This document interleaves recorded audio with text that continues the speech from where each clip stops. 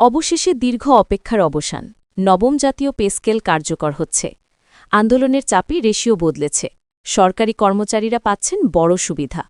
বিস্তারিত থাকছে পুরো ভিডিওতে। আসসালামু আলাইকুম। নবম পে স্কেলের আপডেট সবার আগে পেতে আমাদের এই চ্যানেলটি সাবস্ক্রাইব করে ভিডিওতে লাইক করে দেন। অবশেষে সরকারি কর্মচারীদের জন্য একটি বড় সুখবর এসেছে। নবম জাতীয় পে স্কেল বাস্তবায়িত হচ্ছে।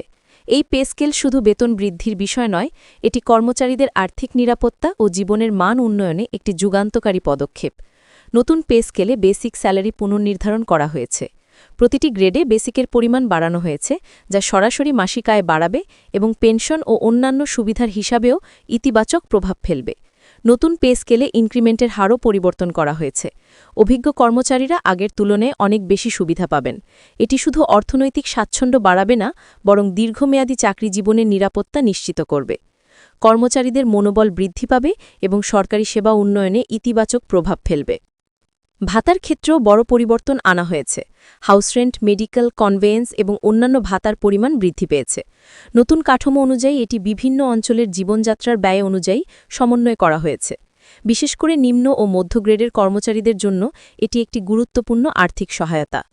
এই পরিবর্তন শুধুমাত্র সংখ্যার বিষয় নয়, এটি সরকারের কর্মচারীদের প্রতি দায়বদ্ধতার প্রমাণ। নতুন পে স্কেল বাস্তবায়নের ফলে সরকারি খাতের কর্মীরা আর্থিকভাবে সচ্ছল হবেন। তারা মাসিক বাজেট আরও ভালোভাবে পরিচালনা করতে পারবেন এবং পেনশন ও সঞ্চয় পরিকল্পনা আরও কার্যকরভাবে গ্রহণ করতে সক্ষম হবেন।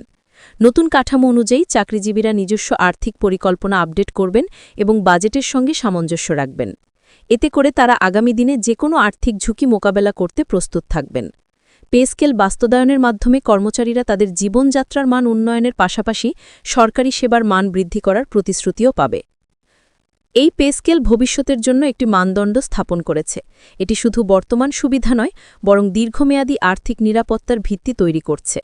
সরকারি কর্মচারীরা এই সুযোগ কাজে লাগিয়ে নিজেদের আর্থিক পরিকল্পনা ও সঞ্চয়কে আরও মজবুত করতে পারবেন। নতুন পে স্কেল কর্মচারীদের জন্য আর্থিক সচ্ছলতার এক নতুন দিগন্ত খুলে দিয়েছে, যা তাদের জীবনকে আরও নিরাপদ ও সুরক্ষিত করবে। এই পরিবর্তনের মাধ্যমে সরকারি খাতে কর্মরত সবাই নতুন উদ্দীপনা এবং উৎসাহে কাজ করতে পারবেন। নতুন বেতন কাঠামো, ইনক্রিমেন্ট এবং ভাতা কাঠামোর সমন্বয় সরকারের প্রতিশ্রুতিকে শক্তিশালী করছে। সরকারি কর্মচারীদের জীবনযাত্রার মান বৃদ্ধির পাশাপাশি এটি দেশের সরকারি খাতকে আরও শক্তিশালী করবে। অতএব নবম জাতীয় পে স্কেল শুধুমাত্র একটি আর্থিক বিষয় নয়, এটি একটি যুগান্তকারী পদক্ষেপ যা সরকারি কর্মচারীদের জীবনকে নতুন উচ্চতায় নিয়ে যাচ্ছে।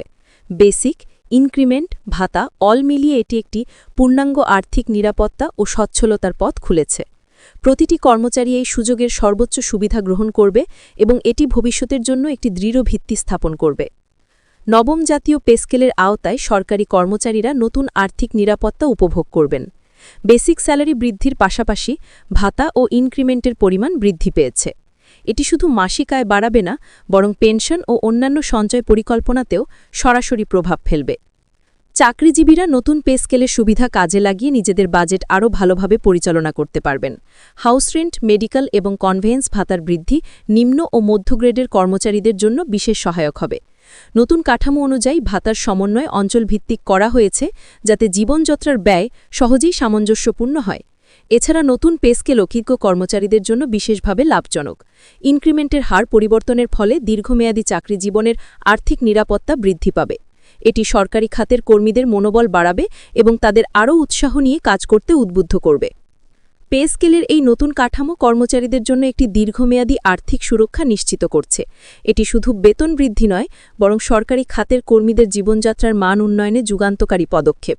সরকারি কর্মচারীরা এই সুযোগ কাজে লাগিয়ে পেনশন ও সঞ্চয় পরিকল্পনা আরও কার্যকর করতে পারবেন। নতুন পে স্কেল বাস্তবায়নের মাধ্যমে কর্মচারীরা তাদের মাসিক আয় ও ভাতার সঠিক হিসাব রাখার সুযোগ পাবেন। এটি তাদের ভবিষ্যৎ আর্থিক পরিকল্পনা এবং দৈনন্দিন বাজেট আরও সুসংগঠিত করবে। নতুন পে স্কেল সরকারি কর্মচারীদের জন্য আর্থিক সচ্ছলতার এক নতুন দিগন্ত খুলে দিয়েছে। নবম জাতীয় পে স্কেল শুধু বেতন বৃদ্ধি নয়, এটি সরকারি খাতের কর্মীদের মধ্যে সমন্বয় ও সামঞ্জস্য নিশ্চিত করছে। নতুন কাঠামোর মাধ্যমে বিভিন্ন বিভাগের কর্মচারীদের আর্থিক সুবিধা সমানভাবে বিতরণ করা হচ্ছে। এতে কর্মীরা নিজেদের অবদান আরও স্বচ্ছভাবে অনুভব করতে পারবেন এবং সরকারি সেবার মানও উন্নত হবে।